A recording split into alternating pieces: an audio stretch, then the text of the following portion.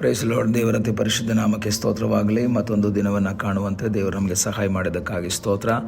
ಆತನು ಮಾಡಿದ ಎಲ್ಲ ಉಪಕಾರಗಳಿಗಾಗಿ, ಆಶೀರ್ವಾದಗಳಿಗಾಗಿ ದೇವರಿಗೆ ಸ್ತೋತ್ರವನ್ನು, ಮಹಿಮೆಯನ್ನು ಸಲ್ಲಿಸ್ತೇನೆ.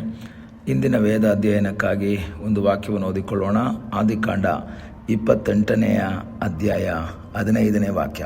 ಇದಲ್ಲದೆ ನಾನು ನಿನ್ನ ಸಂಗಡ ಇದ್ದು ನೀನು ಹೋಗುವ ಎಲ್ಲ ಸ್ಥಳಗಳಲ್ಲಿ ನಿನ್ನನ್ನು ಕಾಪಾಡಿ ತಿರುಗಿ ಈ ದೇಶಕ್ಕೆ ಬರಮಾಡುತ್ತೇನೆ. ನಾನು ನಿನಗೆ ಹೇಳಿದ್ದನ್ನೆಲ್ಲ ನೆರವೇರಿಸಿದ ಹೊರತು ಬಿಡುವುದಿಲ್ಲ ಅಂದನು. ದೇವರ ವಾಕ್ಯವನ್ನು ಕಲಿಯುವಾಗ ಯಾಕೋಬನು ಏಸಾವನಿಗೆ ಮೋಸ ಮಾಡಿ ತನ್ನ ಚೊಚ್ಚಲತನವನ್ನು ಹಕ್ಕನ್ನು ಹೊಂದಿಕೊಂಡು ಅವನು ಅಲ್ಲಿಂದ ಭಯದಿಂದ ಓಡಿ ಹೋಗ್ತಾನೆ. ಅದಕ್ಕೆ ಹೆಲ್ಪ್ ಮಾಡ್ತಾರೆ ಅವರ ತಾಯಿ ರೆಬೆಕ್ಕಳು. ಅವನಲ್ಲಿಂದ ಓಡಿ ಹೋಗುವಂತಹ ಸಂದರ್ಭದಲ್ಲಿ ದೇವರ ಸನ್ನಿಧಾನದಲ್ಲಿ ಪ್ರಾರ್ಥನೆ ಮಾಡ್ತಾನೆ, ದೇವರ ಮುಖವನ್ನು ನೋಡ್ತಾನೆ. ಅದು 28ನೇ ಅಧ್ಯಾಯ. ಅದರ 10ನೇ ವಾಕ್ಯದಲ್ಲಿ ನಾವು ಓದ್ತೇವೆ, ಯಾಕೋಬನು ಕಾರಾನಿಗೆ ಹೋಗಬೇಕೆಂದು ಬೇರ್ಷೆಬದಿಂದ ಹೊರಟು ಹೋಗ್ತಾ ಇದ್ದಾನೆ. ಹಾಗೆ ಹೊರಟು ಹೋಗ್ತಾ ಇರಬೇಕಾದ್ರೆ ದೇವರ ಸನ್ನಿಧಾನದಲ್ಲಿ ಅವನು ರಾತ್ರಿ ಆದ್ದರಿಂದ ಅವನಲ್ಲಿ ನಿದ್ದೆ ಮಾಡ್ತಾನೆ. ನಿದ್ರೆ ಮಾಡಿದಾಗ ಕನಸಿನಲ್ಲಿ ಒಂದು ನಿಚ್ಚಣಿಗೆ ಅವನಿಗೆ ಕಾಣಿಸುತ್ತೆ. ಅದು ನೆಲದ ಮೇಲೆ ನಿಂತಿತ್ತು, ಅದರ ತುದಿ ಆಕಾಶವನ್ನು ಮುಟ್ಟಿತ್ತು. ಅದರ ಮೇಲೆ ದೇವದೂತರು ಹತ್ತುತ್ತಾ ಇಳಿಯುತ್ತಾ ನಿಂತಿದ್ದಾರೆ. ಇವನೊಂದು ದರ್ಶನವನ್ನು ಕಾಣ್ತಾ ಇದ್ದಾನೆ. ಈಗ ತಾಯಿಯ ಸಹೋದರನ ಮನೆಗೆ ಇವನು ಓಡಿ ಹೋಗ್ತಾ ಇದ್ದಾನೆ. ಏಸಾವನ ಕುರಿತಾಗಿ ಒಂದು ಭಯದಿಂದ ಓಡಿ ಹೋಗ್ತಾ ಇರುವಂತಹ ಇವನ ಜೀವಿತದಲ್ಲಿ ದೇವರು ಅವನಿಗೊಂದು ಕನಸನ್ನು ಕೊಡ್ತಾ ಇದ್ದಾರೆ. ಏನು ಕನಸು ಕೊಡ್ತಾ ಇದ್ದಾರೆ ಅಂದರೆ, ನಿನ್ನ ಮೂಲಕವಿರುವ ಅಥವಾ ಅವನ ಮೂಲಕ ದೇವರು ಮಾಡಲಿಕ್ಕಿರುವಂತಹ ಆಶೀರ್ವಾದಗಳ ಕುರಿತಾಗಿ ಒಂದು ಎಕ್ಸ್ಪ್ಲನೇಷನನ್ನು ದೇವರು ಅವನಿಗೆ ಕೊಡ್ತಾ ಇರೋದಾಗಿ ನೋಡ್ಬೋದು. 13ನೇ ವಾಕ್ಯದಿಂದ ದೇವರು ಅವನಿಗೆ ಹೇಳ್ತಾ ಇದ್ದಾರೆ, ನಿನ್ನ ಮೂಲಕ ನಿನ್ನ ಸಂತತಿಯನ್ನು ಅಥವಾ ನಿನ್ನ ಕುಲವನ್ನು, ಅದು ನಿನ್ನ ಒಂದು ಜನಾಂಗವನ್ನು ನಾನು ಆಶೀರ್ವಾದ ಮಾಡ್ತೇನೆ. ನಿನ್ನ ಮೂಲಕ ಎಲ್ಲ ಜನರಿಗೂ ಒಂದು ಆಶೀರ್ವಾದವನ್ನು ಮಾಡ್ತೇನೆ ಎಂಬುದಾಗಿ ಹೇಳಿ ಅವನನ್ನು ದೇವರು ದೃಢಪಡಿಸುವುದಾಗಿ ನೋಡ್ಬೋದು.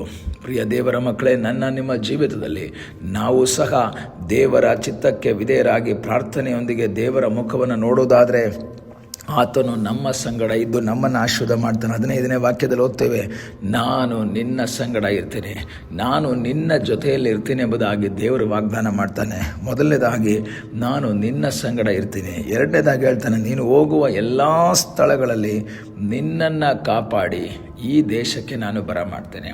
ದೇವರು ಅವನಿಗೊಂದು ವಾಗ್ದಾನ ಕೊಡ್ತಾ ಇದ್ದಾರೆ, ಯಾಕೋಬನೇ ನೀನು ಭಯಪಡಬೇಡ, ನೀನು ಹೋಗು, ನೀನು ಹೋಗುವ ಎಲ್ಲ ಸ್ಥಳಗಳಲ್ಲಿ ನಾನು ನಿನ್ನ ಸಂಗಡ ಇರ್ತೇನೆ, ನಾನು ನಿನ್ನ ಜೊತೆ ಇರ್ತೇನೆ.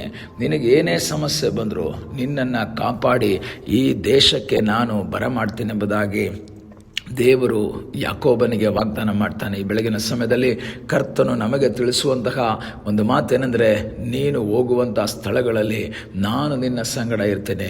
ಕಳೆದ ದಿನಗಳಲ್ಲಿ, ಕಳೆದ ತಿಂಗಳುಗಳಲ್ಲಿ ನಮ್ಮ ಸಂಗಡ ಇದ್ದಂತಹ ದೇವರು ನಮ್ಮ ಸಂಗಡ ಇದ್ದಾನೆ.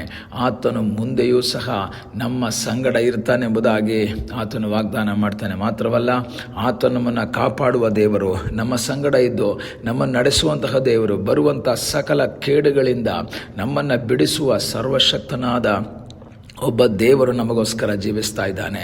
ಈ ದಿವಸ ಕರ್ತನ ಸನ್ನಿಧಾನದಲ್ಲಿ ಹೇಳೋಣ, ಕರ್ತನೆ ನೀ ನನ್ನ ಸಂಗಡ ಇರುವುದಕ್ಕಾಗಿ ಸ್ತೋತ್ರ, ನೀ ನನ್ನ ಜೊತೆಯಲ್ಲಿರುವುದಕ್ಕಾಗಿ ನಿನಗೆ ಸ್ತೋತ್ರ, ನೀ ನಮ್ಮ ಜೀವಿತದಲ್ಲಿ ಇದುವರೆಗೂ ಮಾಡಿದ ಎಲ್ಲ ಉಪಕಾರಗಳಿಗಾಗಿ ನಿನಗೆ ಸ್ತೋತ್ರ. ಅದು ಮಾತ್ರವಲ್ಲ, ದೇವರು ಹೇಳ್ತಾ ಇದ್ದಾರೆ, ನಾನು ನಿನಗೆ ಹೇಳಿದ್ದನ್ನೆಲ್ಲ ನೆರವೇರಿಸಿದ ಹೊರತು ಬಿಡೋದಿಲ್ಲ. ಅದರ ಅರ್ಥ, ನಾನು ಹೇಳಿದ್ದನ್ನೆಲ್ಲ ನೆರವೇರಿಸ್ತೀನಿ.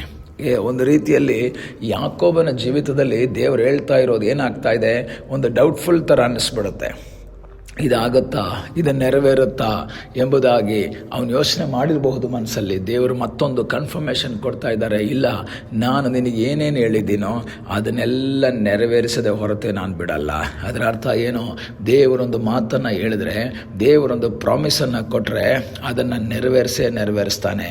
ಈ ಒಂದು ಬೆಳಗಿನ ಸಮಯದಲ್ಲಿ ಕರ್ತನು ನಿಮಗೆ ಹೇಳುವಂಥದ್ದು ಏನಂದರೆ, ನಾನು ನಿನಗೆ ಏನೇನು ಹೇಳಿದ್ದೀನೋ, ನಾನು ನಿಮಗೆ ಏನೇನು ವಾಗ್ದಾನ ಮಾಡಿದ್ದೀನೋ, ಏನೇನು ಪ್ರಾಮಿಸ್ ಮಾಡಿದ್ದೀನೋ ಅದನ್ನೆಲ್ಲ ನೆರವೇರಿಸದೆ ನಾನು ಬಿಡೋದಿಲ್ಲ. ನನ್ನ ಶಕ್ತಿ ನಾನು ಪ್ರಕಟ ಮಾಡ್ತೇನೆ. ಈ ಒಂದು ಹಗಲಿನ ಸಮಯದಲ್ಲಿ ದೇವರ ಮುಖವನ್ನು ನೋಡುವಂಥ ದೇವರ ಮಗುವೆ, ನಿನಗಾಗಿ ಇಳಿದು ಬರುವಂಥ ಒಬ್ಬ ದೇವರಿದ್ದಾನೆ. ಆತನು ನಿನಗೆ ಏನು ಹೇಳಿದ್ದರೂ ಸಹ ಎಷ್ಟೇ ಕಷ್ಟಕರವಾಗಿದ್ದರೂ ಅದು ನೆರವೇರುವುದಕ್ಕೆ ಸಾಧ್ಯತೆ ಇಲ್ಲದ ಹಾಗೆ ತೋರುತ್ತಾ ಇದ್ದರೂ ಸಹ ವಾಕ್ಯ ಹೇಳ್ತದೆ, ನಾನು ನಿನಗೆ ಹೇಳಿದ್ದನ್ನೆಲ್ಲ ನಾನು ನೆರವೇರಿಸುವಂಥ ದೇವರಾಗಿದ್ದೇನೆ, ನಾನು ಅದ್ಭುತವನ್ನು ಮಾಡುವ ಸರ್ವಶಕ್ತನಾದ ದೇವರಾಗಿದ್ದೇನೆ. ಈಗಲೇ ಸಮಯದಲ್ಲಿ ಕರ್ತನಿಗೆ ಹೇಳೋಣ, ಕರ್ತನೆ, ನೀನು ನನ್ನ ಜೀವಿತದಲ್ಲಿ ಮಾಡಿದಂತಹ ಎಲ್ಲ ವಾಗ್ದಾನಗಳಿಗಾಗಿ ಸ್ತೋತ್ರ, ಎಲ್ಲ ಅದ್ಭುತಗಳಿಗಾಗಿ ಸ್ತೋತ್ರ. ನಾನು ಅದನ್ನು ನಂಬುತ್ತೇನೆ ಸ್ವಾಮಿ, ನೀನು ಅದನ್ನು ನೆರವೇರಿಸುವುದಕ್ಕೆ ಶಕ್ತನಾಗಿದ್ದಿ. ಆ ನಂಬಿಕೆಯಿಂದ ಮುಂದೆ ಸಾಗುವಾಗ ನಮಗಾಗಿ ಅದ್ಭುತವನ್ನು ಮಾಡುವ ಸರ್ವಶಕ್ತನಾದ ಒಬ್ಬ ದೇವರಿದ್ದಾನೆ. ಆತನಲ್ಲಿ ಆಶ್ರಯಿಸೋಣ, ಆತನ ಮುಖವನ್ನು ನೋಡೋಣ. ಕರ್ತನೆ, ನೀನು ನನ್ನ ಸಂಗಡ ಇರ್ತೀಯ ಅಂತ ವಾಗ್ದಾನ ಮಾಡಿದ್ದೀಯಾ, ನನ್ನನ್ನು ಕಾಪಾಡ್ತೀನಿ ಅಂತ ವಾಗ್ದಾನ ಮಾಡಿದ್ದೀಯಾ. ಆ ದೇವರು ನಮ್ಮ ಸಂಗಡ ಇದ್ದು ನಮ್ಮನ್ನು ನಡೆಸುವುದಕ್ಕೆ ಶಕ್ತನಾಗಿದ್ದಾನೆ. ನಂಬಿಕೆಯಿಂದ ನಾವು ಮುಂದೆ ಸಾಗಬೇಕು. ನನಗಾಗಿ ಅದ್ಭುತವನ್ನು ಮಾಡುವ ಸರ್ವಶಕ್ತನಾದ ಒಬ್ಬ ದೇವರಿದ್ದಾನೆ. ಈ ಒಂದು ಬೆಳಗಿನ ಸಮಯದಲ್ಲಿ ನಮ್ಮನ್ನೇ ಕರ್ತನಲ್ಲಿ ಸಮರ್ಪಿಸಿಕೊಂಡು ಹೇಳೋಣ, ನೀನು ನನ್ನ ಸಂಗಡ ಇದ್ದು ಎಲ್ಲವನ್ನು ನೆರವೇರಿಸುವುದಕ್ಕಾಗಿ ಸ್ತೋತ್ರ. ಪ್ರಾರ್ಥನೆ ಮಾಡೋಣ. ನಮ್ಮನ್ನು ಬಹಳವಾಗಿ ಪ್ರೀತಿ ಮಾಡುವ ಪರಲೋಕದ ತಂದೆಯಾದ ದೇವರೇ, ಈ ಸಮಯಕ್ಕಾಗಿ ಸ್ತೋತ್ರ. ಈ ಸಮಯದಲ್ಲಿ ಮತ್ತೊಂದು ಆವರ್ತಿ ನಿನ್ನ ಸನ್ನಿಧಾನದಲ್ಲಿ ನಾವು ಬಂದಿದ್ದೇವೆ.